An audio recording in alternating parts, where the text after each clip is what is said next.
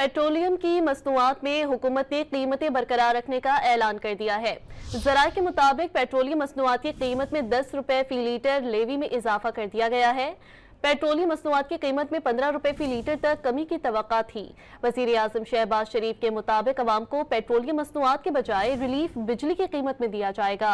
ज़राए ने बताया कि पेट्रोलियम मसनूआत की कीमत में 10 रुपए फी लीटर लेवी में इजाफा किया गया है।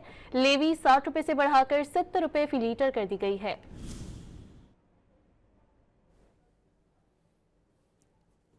पेट्रोलियम की मसनूआत में हुकूमत ने कीमतें बरकरार रखने का ऐलान कर दिया है।